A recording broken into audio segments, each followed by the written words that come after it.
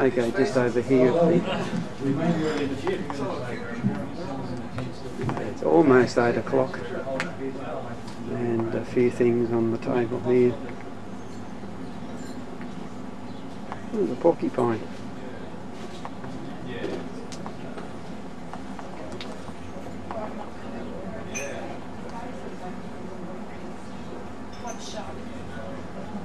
And Attila, busy as usual.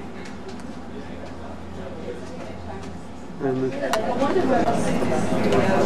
there are still a few people, even in cars, that have only just arrived, so we have latecomers, and there's 1 or 2 closing at 10 p.m. So, but I guess it's formalities enough because we have to proceed on with the program. I guess it's an important. Bill, can we have you up in front? I know you just put your feet up and. You want to hear a joke about a disabled woman? Funny, there's a bunch of us yesterday, and Bill came to the front door and he did his crutches, and he opened the door for the rest of us. And I walked through. Guilty. Anyway, still while we're waiting for those last few people, my wife Michelle's still downstairs and waiting to finishing up with the register option from Adelaide. It's just arrived from Adelaide, so you know, loose ends out there, loose ends, but we're getting there. It's just auditorium's filling slowly. Bill's important. He's representing Ballarat here. I guess I'm representing an open society. But one thing I can assure you, there are those people who are wearing red. Can you just wave around your arms or just whatever? You know, these people, you know, work tirelessly and they've done an incredible job, because really, you might see Bill and I at Lights and you might think we're in charge. We're not. Big teams.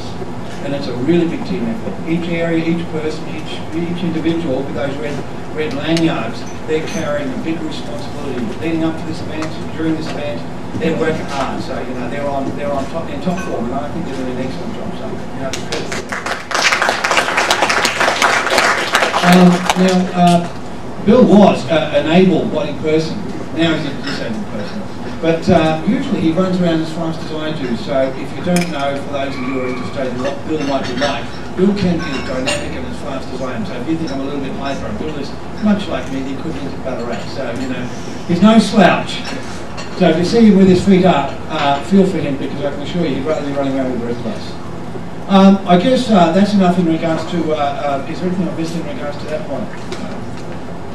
Okay, now another little bit of housekeeping. Michelle, while I'm running around outside, she said get my phone and turn it on silent, so I pressed the hash mark, and Barbara also recommends I do this. So if you've got a phone on at the moment, by pressing the hash button, you make your phone silent until you get go. And then hopefully at break times we'll remind you to put that phone at least at the end of the day. What other formalities do I have? Is there any problems anyone's having at the moment? No? Okay, well another thing that I guess I could lead in with now is the fact that Ballarat and the Melbourne.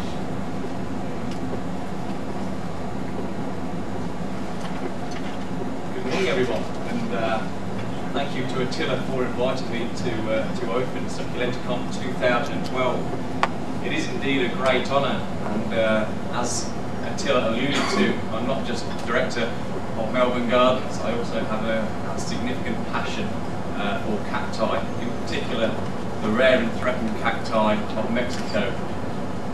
And I gravitated towards these plants because they were particularly hard to grow, but also my passion really grew when I was at Kew. So it's not so much an opening speech for you this morning, it's more a history of where I've come from. I'll also show you some great slides from Arizona, from Kew, and also some of the beginnings of the volcano project, which some of you were fortunate to visit yesterday.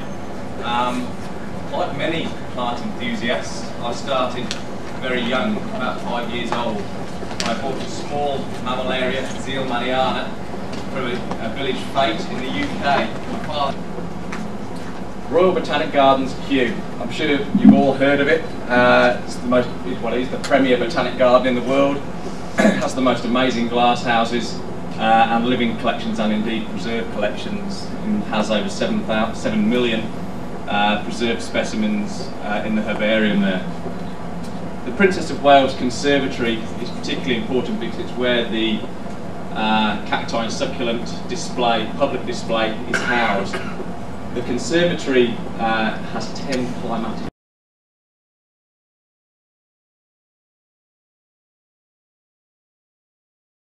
Again, having all those climatic zones to control the climate for these plants and many others that are housed in that conservatory. Kew was also very fortunate to be able to seize illegal imports of plants that came through customs.